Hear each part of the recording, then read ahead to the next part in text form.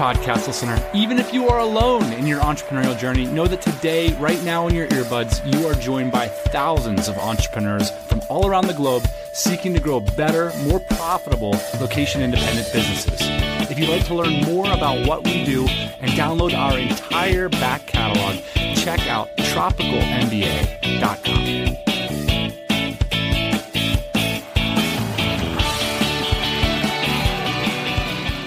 For me, today's episode is a story of what can happen when three magic ingredients come together. The first is a laptop. The second is perseverance and endurance over the course of many years. And the third is a true belief sustaining you through all that making a business on the internet that can change your life is a reality that you can create for yourself. Today, we'll be talking to Dom Wells, whose story includes these three elements. And as we had this conversation, he had many insightful and practical things to say about the entrepreneurial journey. I always saw people quit, and I'd say, your article's ranking position 9, like you're almost there. Just another month and maybe your website will make you some serious money. But they just don't see it because until you've experienced that, maybe you can't see it. The biggest mistakes I made early on were picking niches that were crazy competitive, but also just thinking I had to go like down a single product, very narrow angle rather than just being a very informative resource. So quickly, a bit of background on Dom, who is a member of our private community, the DC, and he'll mention that. Dom started out, as many do, by building affiliate marketing sites. And one of the reasons listeners start with affiliate marketing is that there's very low barrier to entry in getting started. But that does not mean, don't confuse barrier to entry with ease of finding success. And you're going to hear about that today. But since that time, he's gone on to establish a substantial spin-off business from what was effectively a side hustle while he was still doing his full-time job teaching English in Taipei. So let's roll back the clock. It's 2009, and Dom is beginning to think it's time to shake things up a bit.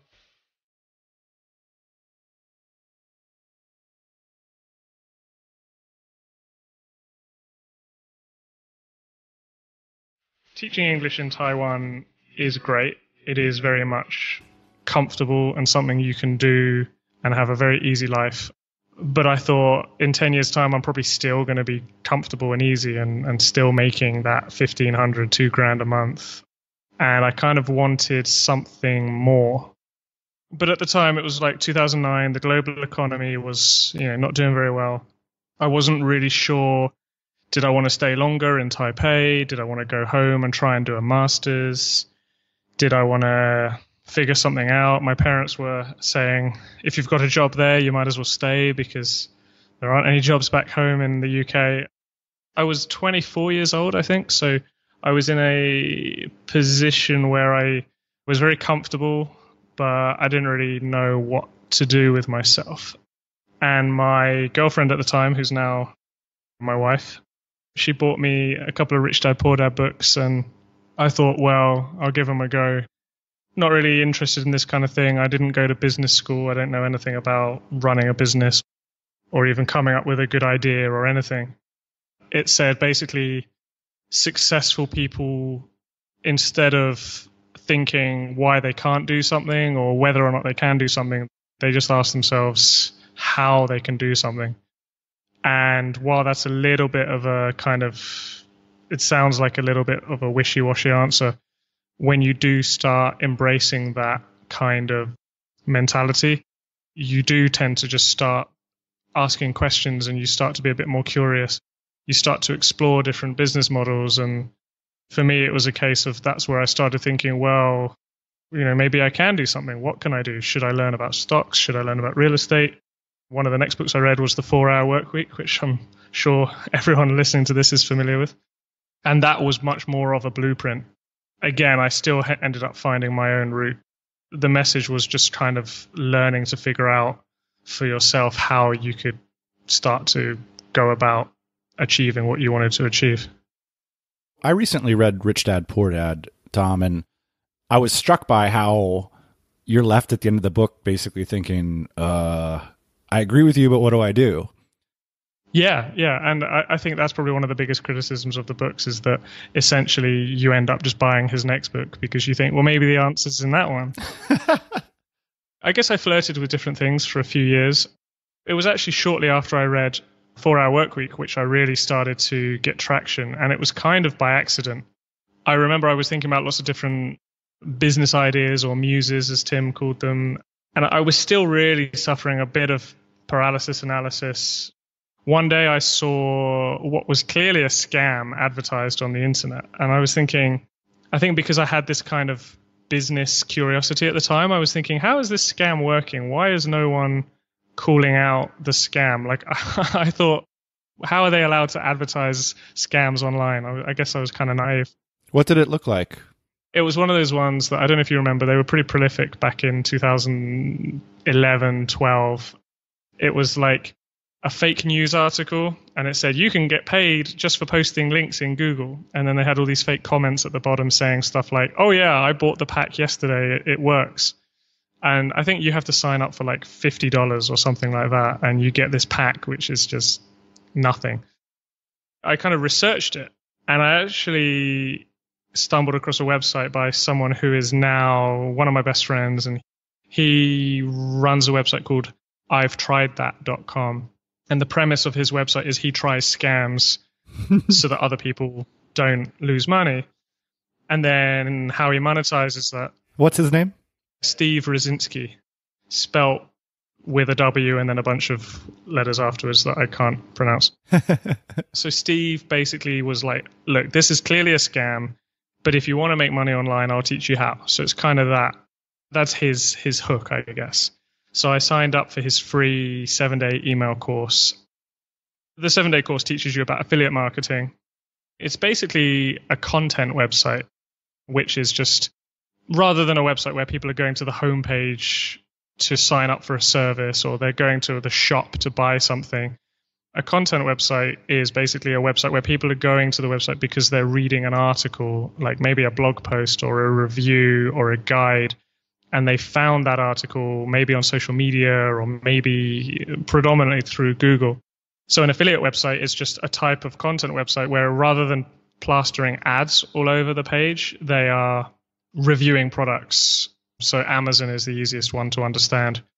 A very easy example, anyone who's listening to this can type into Google something like best water filter, and I guarantee you the top 10 results are going to be affiliate websites, and they'll have reviewed water filters, some of them fairly well, some of them not so well. And they might say, hey, this water filter is the best one. It's available on Amazon. And you click through, you go to Amazon, maybe you buy it. And if you do, the site owner gets a commission from Amazon. Steve's angle was more about building a site around your passions. So things like fishing was a good example. And he talked about why it's better to have a niche rather than a broad topic. And anyway, long story short, I built my first affiliate site, and then I built my second affiliate site because the first site was terrible. And I kept doing that until I built a site that was slightly less terrible and started making some money. It took a lot longer than I expected. I think it took me about 18 months to get my first $1,000 month. But I got enough traction early on that I realized, hey, if I can make $100, I can probably make 1,000. So all the while you're teaching English, and then you're just coming home in the evenings or at your lunch break and working on your affiliate sites? Yeah, and it's quite funny actually, because today I took the bus that I used to take every day to work, and it was kind of a like wow moment where I realized I used to be on this bus every day going to my school with an iPad, trying to write as many articles as I could, like blog posts that I would then go home and upload to my site. And if I had a 30-minute break at work, I would write a blog post as well. I used to listen to Smart Passive Income, Empire Flippers podcasts, and just fantasize about the day when I could not have to take that bus to work every day. What sort of mistakes did you make in the early days when it came to the niches you were selecting? Probably every mistake possible. The first niche I selected was quitting smoking because I had just quit smoking. So it kind of seemed relevant at the time. But it was a really competitive niche, and I didn't really realize kind of how to structure a site back then. And I wasn't very good at selling. So I thought I had to kind of try to persuade people that one method was the only way. I had quit smoking I read Alan Carr's Easy Way to Stop Smoking, which it was just a life-changing book because it stopped me smoking. So I would write all this content saying things like, don't buy an e-cigarette and don't try and quit cold turkey. You should just buy this book.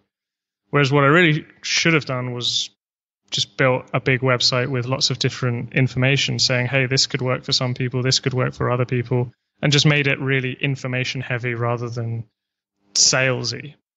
And then my next website, I actually made the same mistake. So my next website was about shaving, and it actually ended up being a successful website. It made $2,000 a month, and I ended up selling it. But when I first launched it, I originally wanted to review straight razors, like cutthroat razors, and I was basically saying safety razors don't work and all this other stuff.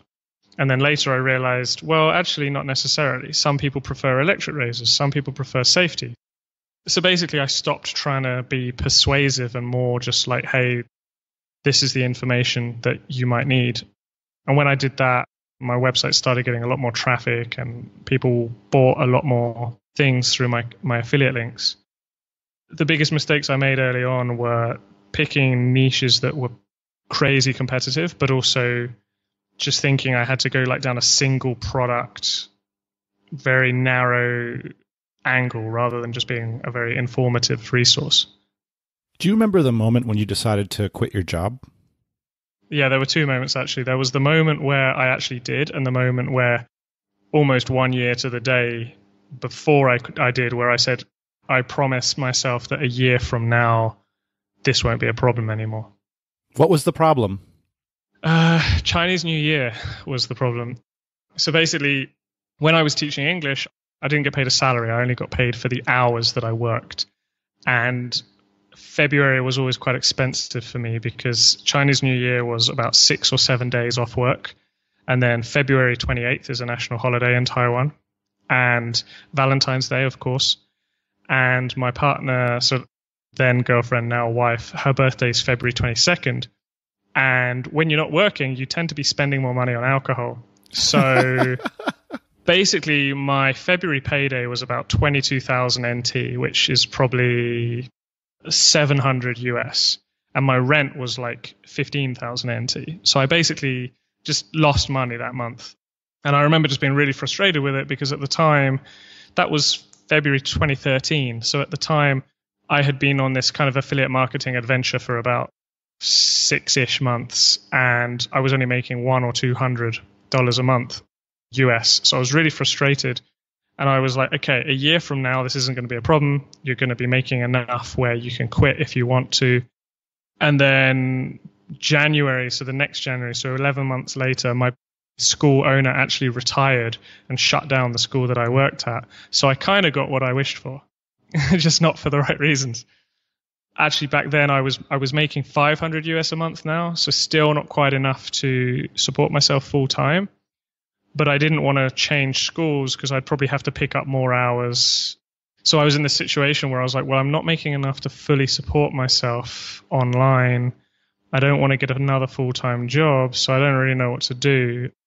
And fortunately, some of my students didn't want to go to another school either. So they were like, how about you just tutor us at our house and we'll pay you like double what you would get at the school because it's a discount for them because they didn't have to pay the school fees. And I took on enough of those students, which was probably 10 hours a week, that I could dedicate the rest of my time to my online endeavors. And then basically I just, over the next year or so, I just let those students churn out. As they went down to zero, my online income went up to about 3,000 or 4,000 a month, and it was all good. So in February 2013, you're making 500 plus having the students. Over that next year, you quintupled or multiple times doubled that income. Yeah, pretty much. It was really interesting. So as I mentioned earlier, it took 18 months. It was about the middle of 2014 when I was making my first $1,000 in 1 month. And then at the end of the same year, I think I hit 3,000. And then early 2015, I hit 5,000. And then I think May or June, something like that, I hit around 7 or 8. And at that point, I was like, yeah, I can get into the DC. Because I think the requirement back then was you must be making 5,000 a month.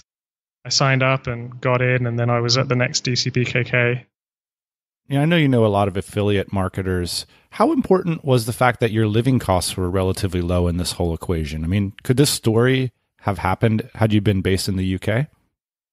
That's an interesting question. And I think probably it depends on individual people. It's kind of like that question, should you sell all your stuff and move to Chiang Mai before you have an income, or should you build up an income and then move to Chiang Mai? And there'll be people who will be adamant for one or the other option. And then there'll be people who don't want to go to Chiang Mai at all. I would say it was very important because I probably couldn't have done this off the income I was on. But then maybe I would have gone and lived with my parents if I was in the UK. Maybe something else would have happened. There's kind of a survivor's bias with me. I definitely don't think it hurt that I had a low cost of living. Tell me about that year when you're starting to do freelance teaching. What were some of the breakthroughs that happened on your own business side that other entrepreneurs might be able to find instructive?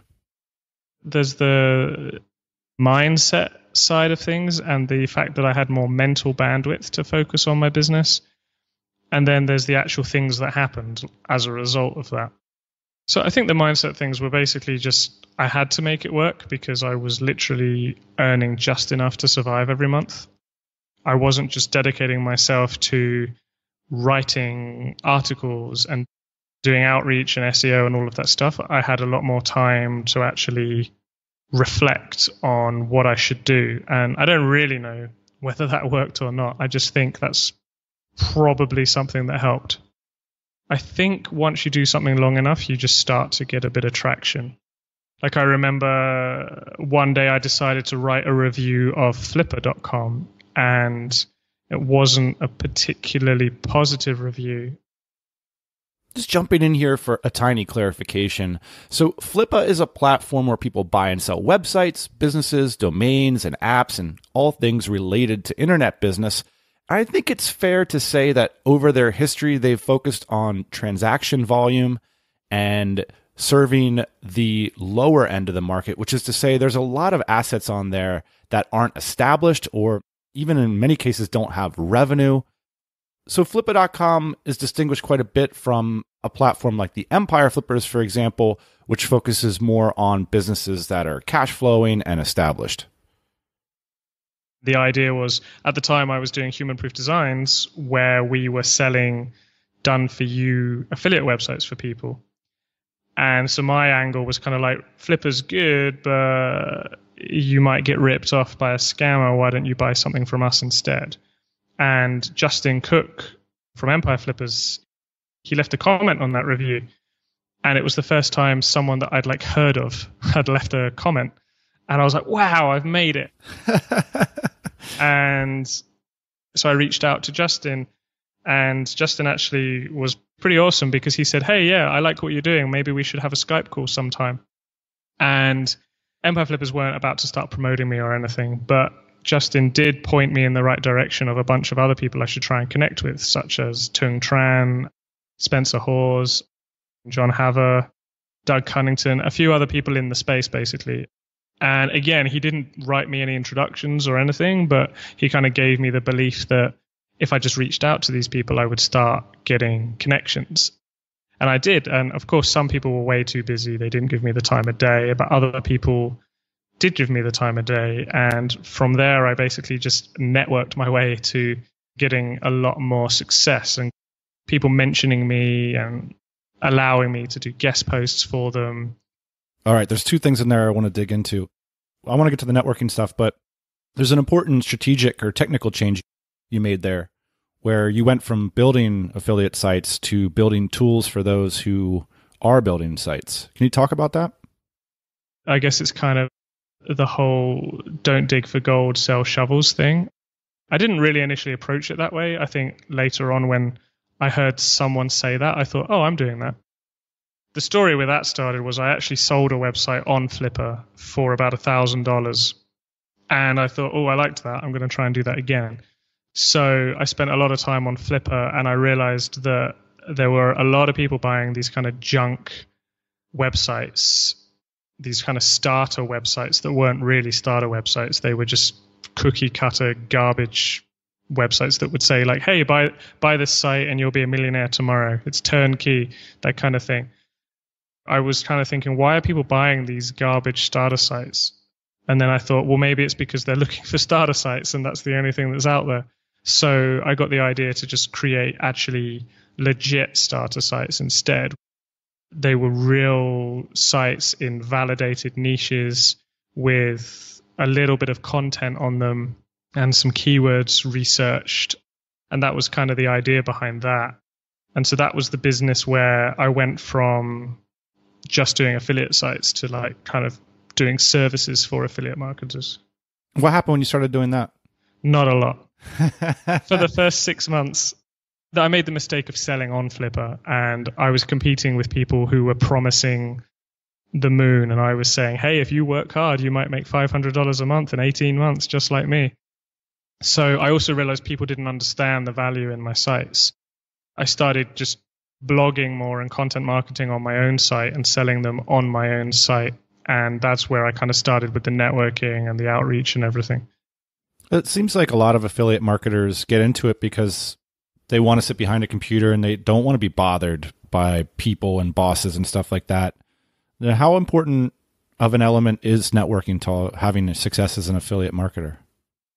That's a good question. I don't think it's essential, but I think if you're willing to do it, it can certainly, it's like steroids for your success.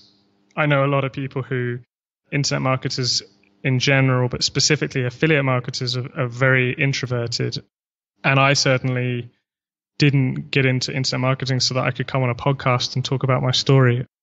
But then I guess I got quite keen on doing that. My ego kicked in at some point and I enjoyed it. When people actually started saying to me, if you want to get more links for your site, you should do outreach and guest posting, I was like, what are the other options I can choose? Because I'm allergic to that stuff. But honestly, I just got better at it and I realized it's so much easier if you can just do it.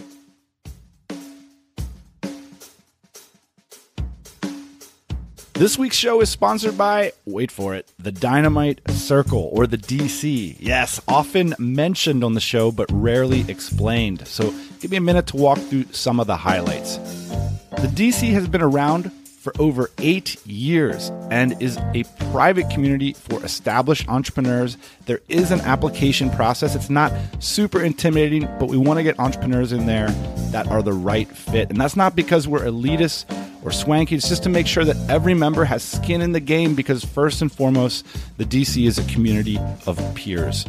So unfortunately, it's not for beginners, but that's why we built Dynamite Jobs. Head on over there if you're just getting started out.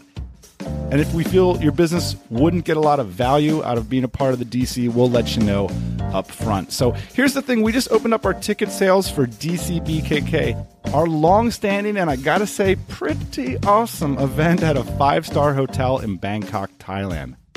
So if you were thinking about joining the DC and want an excuse to hang out in Bangkok with over 300 amazing entrepreneurs, head on over to the application form at tropicalmba.com/DC to learn more, because this will quite literally be a red carpet entry into the community. So what else is in it for you? We can place you in carefully matched online masterminds. You'll have access to free bespoke recruitment services via Dynamite Jobs, and you can seek and share advice in our private business forum. You'll also be able to buy tickets for our amazing aforementioned in-person events like DC BKK and in cities all around the world. But most of all, you'll be a part of people who really get the challenges that you're facing on a day-to-day basis. At our parties, you won't be facing very many confused looks about what it is you've decided to do with your life. So stop growing your business alone. If you're curious about the DC and about the types of people we're dedicated to pulling together, head on over to tropicalmba.com/DC. I know that For a lot of people in the internet marketing space, this figure of making $10,000 a month is sort of like crossing the Rubicon, and from, making a living to like, hey, I'm an entrepreneur now, I'm a business owner. Do you remember when that happened for you and what your business looked like at that moment? I think it was probably towards the end of 2015. I definitely remember having that same kind of mentality where I was like, wow, if I can hit 10,000, I'll have made it. I'll probably buy a BMW or something. It turns out it's never quite enough. When I first started, I didn't even think of 10,000 as a goal. I just wanted to make like 3,000 or 4,000. Generally, I was just getting some really good traction and some really good growth. And I'd hit this point where people suddenly it wasn't just one or two people like Justin mentioning me. It was suddenly lots of people mentioning me. And we were starting to get a few brand evangelists and people mentioning us in Facebook groups and stuff. And the affiliate marketing space is very, I don't want to say like faddy or hypey, but definitely things fall in and out of favor. And we were definitely in favor at the time and people were talking about us. And so we actually kind of blew through 10,000. Like it was, let's say September, I did 5,000. I thought, awesome. And then October, probably 9,000. And then November, 13,000. And it was just weird. And I didn't really feel like I knew what I was doing, which sucked because then when things slowed down later on, I didn't know what buttons to push to accelerate them because I didn't really know what had accelerated them in the first place. It is this interesting moment when like maybe around the $10,000 mark is when a lot of businesses sort of grow sales and like there's forces that are bigger than you moving it. And it can feel very strange. Like all of a sudden you have a slow week, like personally, but your business is flying along and you're like, wait a second, like the gearing here doesn't feel right. That's a very fun and exciting and scary moment, I think. But I'm curious as to timeline. So like, I want to get the sense for, it was the end of 2015 that you crossed the $10,000 mark. You started making your first dollar when? I'm going to say August or September 2012. Let us know where your business is at right now as we speak. It's May 2019 we're speaking. So Human Proof Designs did in the last 2 years, like 2017 and 2018, both those years it did just over $1 million in revenue. So like 1.1, something like that. You've been on this kind of like slow start and then it was a hockey stick, it feels like. Yeah, I think 2016 was around 600, 700K revenue. And then 2017 was like 1.1. And then 2018, the revenue didn't grow as much because in 2018, we focused more on profitability because it turns out revenue is not the greatest target because you can grow revenue and reduce profit. We focused a lot more on profitability. So I remember looking at a graph and it was like your sales are up 3% from last year, but your profitability is up 20% or something like that. So that was kind of what happened to us. I guess it's the kind of maturation and normalization of the business, like where it slows down a bit. What was that hockey stick comprised of? It sounds like you got at that $10,000 mark, you got a lot more focused on selling the tools as opposed to building sites. Or tell me about what it actually was going on there. We just figured out services. We figured out gaps in the market. We figured out what people wanted, and we got really good at selling it to them. And then as the team grew, we were able to add more services. So the difference between that kind of 650K in 2016 to the 1 million in 2017 was I had a larger team, so I had the ability to roll out all of the services that people had been asking for in previous years, but I just didn't have the bandwidth to do. So kind of like supplementary services that people needed. So things like SEO and content marketing and various other things in between. You've written that there's a lot of false information and lies about affiliate marketing on the web. So there's a difference between false information and lies, I guess. Like false information is probably more like misinformation. So lies is just, people scam. People say, hey, you can make money with this new widget or gimmick or whatever, and it will make you a bunch of money without doing any effort. Misinformation is more a mixture of stuff changes quickly. So you could read a blog about how to make money online that was written 2014, Maybe it's completely irrelevant already. SEO itself changes very rapidly. The important thing, and I think when I was writing that, was I was trying to say, if you follow someone, make sure you follow someone who is still living and breathing what they're teaching. Because if they taught stuff like internet marketing in a university, and they probably do, unfortunately, but by the time the lecturers have written the course materials, it's already out of date. So what does it feel like to go from sitting behind your desk with a couple of freelancers? You've become a CEO of a business. What was that transition like? Do you remember hiring your first full-time employee? It was stressful and scary because no one teaches you these things.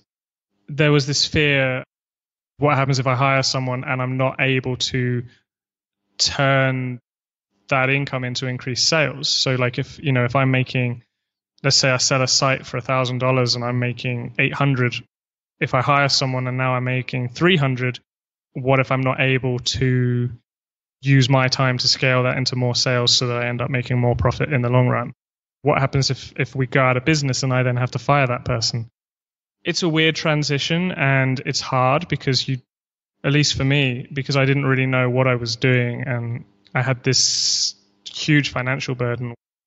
When it's you and some freelancers, and those freelancers are probably paid piecemeal, you think, well, if I have a slow month, I just have lower expenses and I just won't pay myself as much, and then suddenly when you've got $50K a month in salaried staff or something like that, you think, well, if I have a slow month, that's going to suck. So it is a complete change, but I think it's also just, for me, it's just like a part of my entrepreneurial growth journey, I guess. You make mistakes and you adjust and you get better, and it's always better when there's more people on your team. Not that necessarily keeping growing a team arbitrarily is better, but I mean, it's always better to not be alone, at least from my perspective. I want to pause just a moment to take a look at the arc that we're hearing in this story, and what Dom's entrepreneurial career can show us is that for so many of us, that journey looks like a little something, nothing, grind, and then it starts to waterfall, and we start to see the success that motivated us in the very first place. So many folks can't push through for a variety of reasons, but I wanted to point it out because this is so often how it works, and it can be really difficult emotionally and strategically to get through that grind period before we start seeing the fruits of our labor. You can just imagine Dom back creating small affiliate sites as a side hustle on the bus to work, starting to get some momentum and selling those sites a few years later, to having a breakthrough moment, selling tools to people doing the same through his company, Human Proof Designs, which he's recently sold. How cool is that? And he created a new business focused on the higher end of the market called OnFolio. But before we get to all that, I wanted to ask Dom about his decision to sell Human Proof Designs, which he also calls HPD. I can't really say it was one thing. I think a lot of people struggle with, should I sell? Should I grow? Should I automate it? Why am I motivated to sell? Is it a big exit, or is it that I don't want to do it anymore?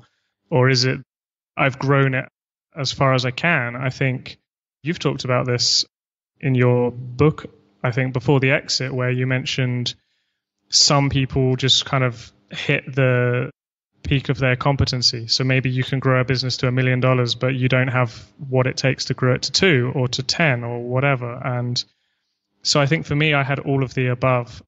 I felt like I had taken it as far as I could. I also felt like I wanted to do something else, and I was holding it back because I was losing interest in it. I ran the business for 6 years, and so I felt like that was a pretty good run. I think ultimately the decision was I just didn't really want to do it anymore. And I'll never know whether, the right decision was to sell it or whether I could have just figured out what would make me want to do it some more. But I also knew that I could sell it and I'd have 2.5 to 3 years to regret the decision, because, that's how much your income is forwarded, right? But I think ultimately what made me say, okay, let's do it, was I had this idea for OnFolio. It had been validated by my audience. And I was like, I want to do it. What was the idea? I actually had this idea in 2014. And essentially, I was looking at places like Empire Flippers where people were buying and selling sites. And I was like, I don't have enough money to just buy a site off Empire Flippers for 50K, like at the time. Maybe someone else has the money, but they don't really know how to run a website or how to run an affiliate website. So maybe I could partner up with someone where they float the money and I do all the work, and we kind of do like a profit share type thing. And then at the time I thought that's not a good idea because I'm just a random half English teacher in Taiwan, and I don't have a track record. I don't really have any authority in the space. And to be honest, I don't really at the time have enough experience. And then in the middle of 2018, I surveyed the Human Proof Designs list, and a bunch of people said stuff like, I've got the money to buy established websites off places like Empire Flippers, but I don't know how to do it. So if you could do a service where you partner up with people, that could have legs. And I think 3 or 4 out of a couple hundred people mentioned that. And so I was like, oh, interesting. And then I just started speaking with those people saying, well, how would it look to you? What kind of a profit share would you want to give away? And then after a few months, I was like, wait a second, I had this idea 4 years ago. But I realized the difference now was I did have a name in the space. I did have a proven track record. I had experience dealing with like hundreds of freelancers, and I had the ability to execute. I had noticed a lot more money coming into the space. I noticed that the space is heating up quite a lot. Not quite institutional money, but like family offices, that kind of thing coming into the space. And I thought there could be a situation in 2020 or 2021 where smaller guys can't necessarily pick up sites because they're getting trampled on by the guys that have, say, 500K to just drop on a site straight away. So I thought, well, I'd rather be in a position in a few years where I can be maybe one of the people doing the trampling rather than one of the people being trampled in as nice a way as possible, you know.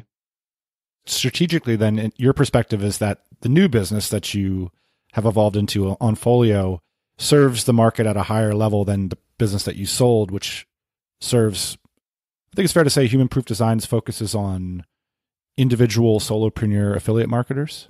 Correct, yeah. So now you've built a business that focuses more on the investment class. Yeah, so I don't want to sound like I'm belittling the Human Proof Designs customers or audience or anything, because they're amazing and I owe a lot to them, and I'll always still be like a customer of Human Proof Designs myself. But yeah, you should be proud of it, by the way. I feel like I'm leveling up the area that I'm serving, and it's also an area that I'm a lot more excited about, and it's an area that I am still a lot more walking the walk as well, because I'm still actively buying sites myself. And obviously I got a windfall from selling HPD, so I've already picked up a couple of sites with that cash. I can offer a lot more value in a much more unique way, I think is a good way of phrasing it. You are in a unique position in that you see so many people start off on the internet marketing journey. You're one of the ones that made it through. What is it that you feel that people don't understand at the outset? For me, it's just very much a case of, I think I succeeded because of tenacity and maybe some stubbornness, and I guess a little bit of flexibility, in the sense that I kept trying, but if something wasn't working, I wasn't afraid to try something else. And I guess I'm always an optimist, so I was always like, this idea is totally going to work. And then when it didn't, I went, oh, well, the next one's totally going to work. Eventually, I found one that kind of worked a little bit, and I was like, that'll do. When you see people like, I guess, Gary Vee and people saying, if you want to succeed, you've just got to keep doing it, and you've got to hustle, and you've got to want it enough. I kind of cringe a little bit at stuff like that, because I feel it's a bit insulting to some people, being like, if you didn't succeed, it's because you didn't want it enough. But at the same time, that's absolutely the case with me. So I can't really disagree with it too much. Like I wanted it so much, and I just kept going so hard that I did eventually succeed. I think there will be other people out there who maybe that isn't the case. Maybe they just kind of figured it out and strategically did something and it worked. The thing I saw most with affiliate marketers was success isn't linear and growth's not linear. So particularly with the journey that a website goes on, a website doesn't go from $0 to $1,000 in the way that it's like it does $1 on day one and then $2 on day two and $3 on day three. It's more like it does nothing for ages, and then suddenly your website starts getting a bit of success because some of the articles start ranking page one in Google. I always saw people quit, and I'd say, your article's ranking position 9. Like, you're almost there. You've got 10 articles in the top 2 pages. Just another month, and maybe your website will make you some serious money. But they just don't see it because until you've experienced that, maybe you can't see it. And I think if you zoom that kind of mini thing out and apply it to entrepreneurialism overall, it's probably quite a similar story.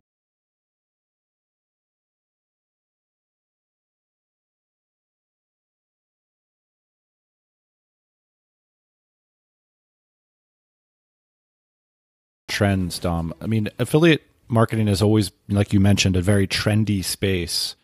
What are the trends that you see right now that are important? I'm kind of seeing a couple of trends. One of those trends is maybe going back towards the kind of solo blogger in terms of what content performs well. So, like back in 2007 and 2008, it would be like a solo mum blogger or just an individual blogger, and it was quite easy to get traction.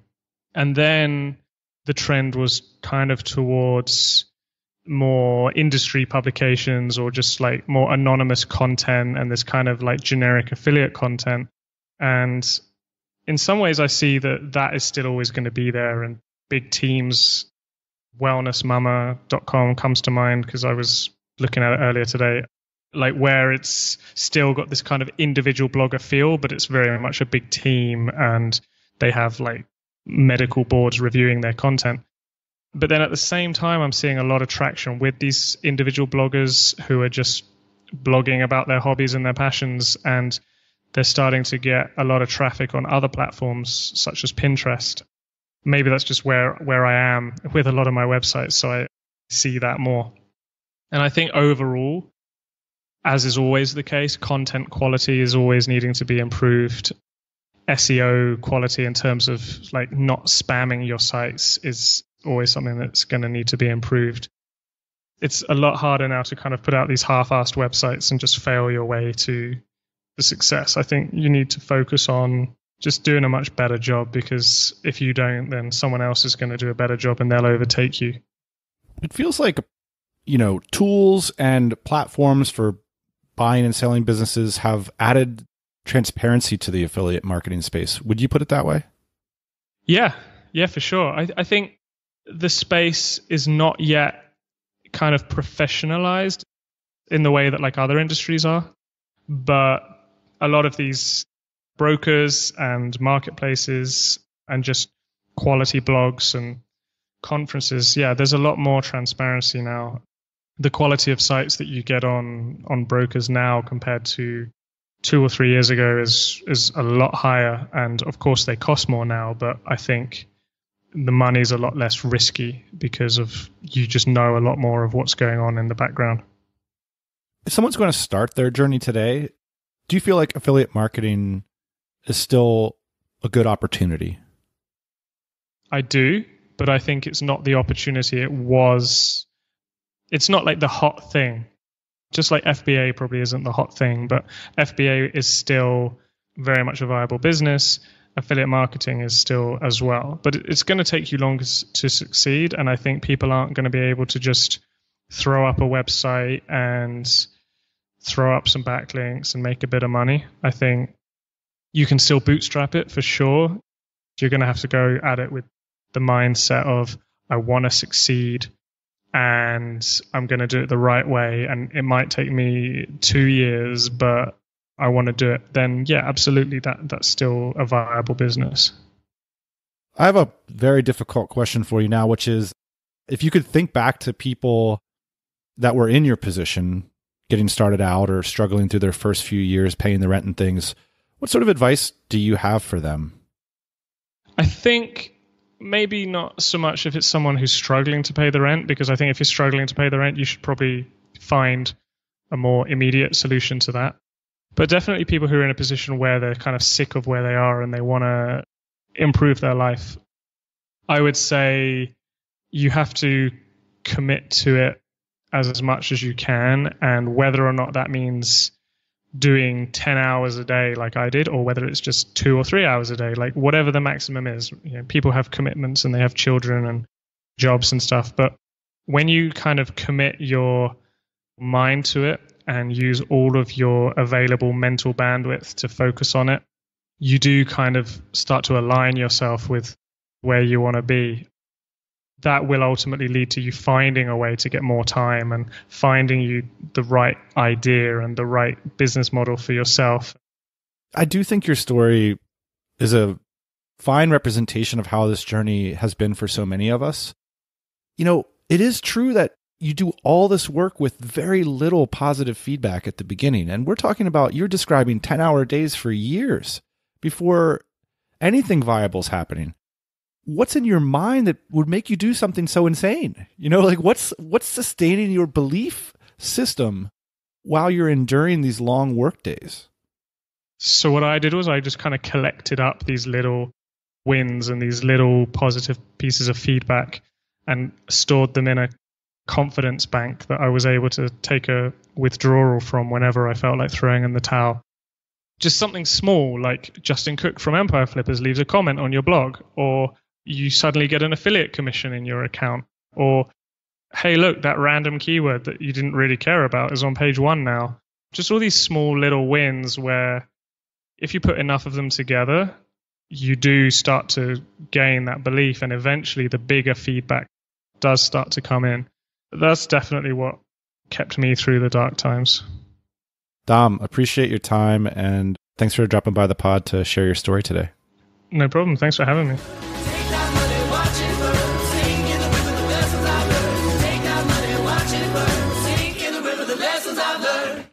Hey, big thanks to Dom for swinging by the show to share this story for entrepreneurs. I felt it talking to him through this. I thought about my own journey and so many of the stories that I've heard from listeners of this show.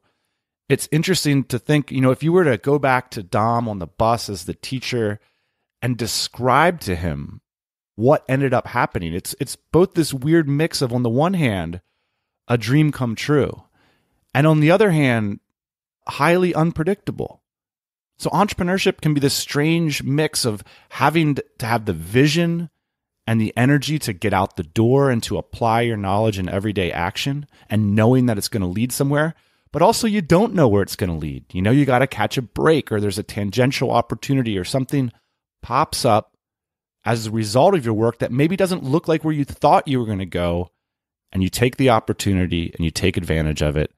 That's often how it works out in entrepreneurship. We got to sometimes have to push through that murky grind of a few years until we reach that critical breakthrough and build the business that we envisioned in the very beginning. So Dom, thanks for sharing your story on this show. If you want to check out the show notes, links to everything mentioned in today's discussion, go check it out, tropicalmba.com/Dom Wells, and we will be back as always with another story next Thursday, 8 a.m. Eastern Standard Time. Hey, thanks for listening to the Tropical MBA podcast. You can go to tropicalmba.com, get access to hundreds of back episodes and all kinds of other goodies. Load up your iPod. That is the cheapest way to fly business class on your next international flight. We will see you next Thursday morning, 8 a.m. Eastern Standard Time.